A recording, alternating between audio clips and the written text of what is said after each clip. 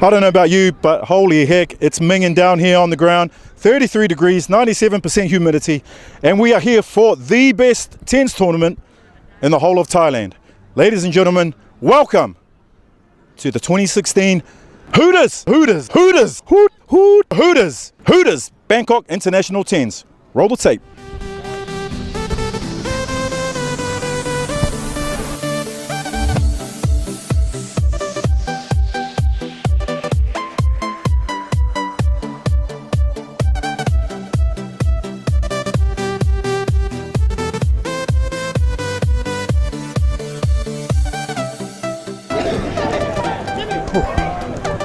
We're talking to Eddie Evans, director of the Hooters Bangkok International Tens. Eddie, welcome to the show, mate. Thanks for having me back, Sammy. Mate, the competition has grown in leaps and bounds here. Can you tell us a bit more about the format and about, with the teams? And Sure. This year in particular, last year was really great. Got a lot of exposure, got a lot of new teams this year. Teams from as far as South Africa, Australia, New Zealand. You cheeky little fella there. But yeah, you're right. This year we ended up having 50 adult sides. Some great 50. Teams. 50. 50. That equates to about 800 thirsty men and gals as well. We had about 60 young teams play, so that was about 1,800 players in total this year. So phenomenal amount for an amateur event like this, all run by volunteers, of course, and all for the charity. How important is it for you to have someone like Hooters on board, sponsoring the event? Well, they've been amazing, and I think, with Peter down at the running this thing now, and he's been a huge supporter of the event through various channels in the past, and it was just we're really lucky to be in a position where we're having a strong supporter like Hooters this year as well. Mate, let's talk about rugby. First question, why did you decide to sponsor the Bangkok International Tens? Well, I've been involved in rugby so many years, and I always wanted the opportunity to give back because I think rugby's been good to me, and I see all the great work that rugby does to young men and give them a good quality upbringing. And I wanted to bring back to sport what I can. I've been coming to this tournament for many years, and this is probably the biggest crowd I've seen, and it's a fabulous organised event this year, and it's getting better and better, and I think the crowds are getting bigger and bigger. Yep. And we're looking forward to Hooters sponsoring again next year. I think the money raised for the Naksu will be tremendous this year, probably break all records. Yep. And we're happy to do it again next year. What's that guy Peter like? He said you're the man. He said you're a legend. Well, he's smarter than he looks, I think. Yeah. No. I'm not gonna say Peter's a good guy. He believes in what we're doing with our charity, and I think it's probably pretty similar to what they think about with the Hooters, and the ethos of Hooters is trying to put it back into the communities and support local programs as well. So I think we have a similar philosophy built on rugby.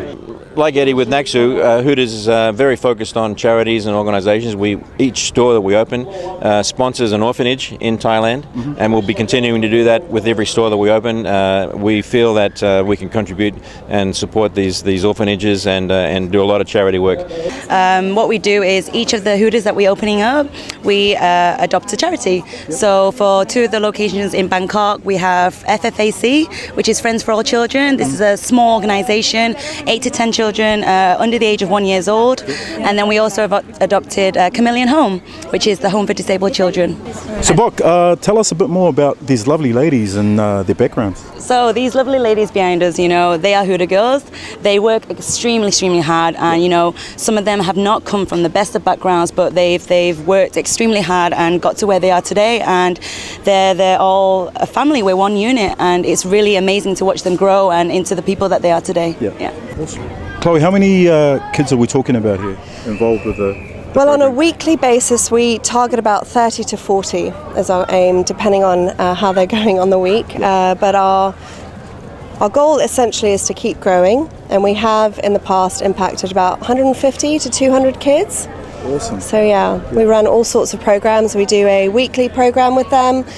We do weekly visits with the kids as well to just check in on them, see how they're going, spend a couple of hours with them, encourage them. I think because of the way they grow up, the discipline is not always there for them. So it's always something that we try to just really bring in and instill in their lives. just as they get older, out of the homes, out of the slums, wherever they are, that they have that discipline to know. Our aim is to keep being able to impact the children's lives however we are able to do that, through means of education, through particularly with the Rugby Academy, obviously, rugby, but really looking at sport as a way to impact them and give them opportunities and a platform to go on. Playing rugby for these kids, what kind of values do they get to learn? One thing over these last few weeks we've been trying to instill in them is honoring and respecting the other teams, the coaches, to bring that into their life as they go to school, to even the home, the boys' home. Sutham, my nickname Thao, Sutham. Sutham Thao. I promote rugby in Thailand. I love rugby very much because I play rugby when I was 20 years in university. In USA? Wow. Not in university. Oh, okay. I am architect. Yeah. But I got learning rugby very late in third year university. The Bangkok Japanese team. How's your team doing? Sorry, today the 2 routes. Next match we will win. Yeah, come on. Mate, you've got a bit of a project going on at the moment throughout the Asia region. It's an exciting project, to be fair, mate. It's first of its kind in the world.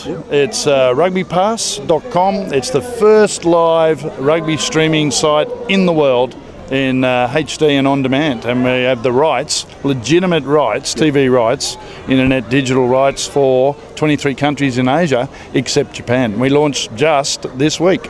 Oh, congrats on that, mate. Thank you, awesome, mate. well done. Awesome. So what kind of content are we talking about here?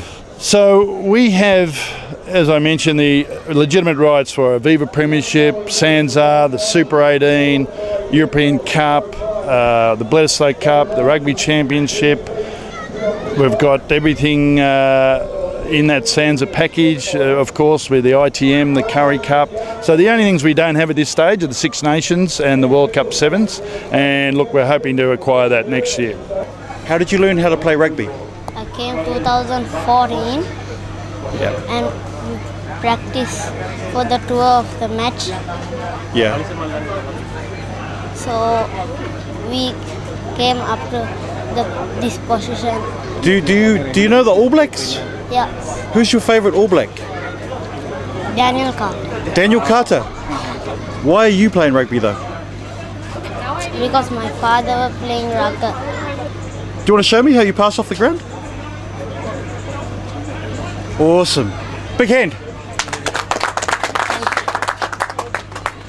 I played that blonde-headed hamburger way back in the old Japan rugby days. He was at IBM, I was at Kubota, and we became mates way back then. Yeah. And we're one of his gold sponsors here. And delighted to be part of that. It's worked really well for us. We're really happy how it's turned out. And how many parents came? There is 75. 75? Yeah. 75? 75 parents came with the team? Yeah, team is totally. In total? Yeah. Wow. I used to go to your country in New Zealand, in Wellington. I follow with the Thai team. Thai team went there to train rugby. I follow with the Thai team. I love your country because your country the best rugby in the world. Number one. A lot of salmon. Lots of salmon. You are salmon? Yes, I'm salmon. Salmon. I'm salmon. What's your name? Sajad. Do you play rugby? What do you like about rugby? It's really interesting. And we get trophies. Do you have a girlfriend? No, Really? no, Are you sure? no, I saw you talking to that girl over there. no. Mate. And thanks to you guys for helping and supporting as well. You guys have been out 3 years in a row. It's helped us immensely. So I really do appreciate that from you guys as well. Thank you very much. Eddie Evans, legend. Played it in a 5 and dime. Played it till my fingers bled. Was the summer of '69. My boss, He's which talking one? about that Aussie guy. He's great. That Aussie guy, Peter. He's great. I've learned a Is lot he? from him. You shook me all night long, yeah. Really. Because he can't even play the guitar. Did you not see him over there pulling them strings? I wasn't there. You shook me all night long, yeah. Wave to the camera and say bye.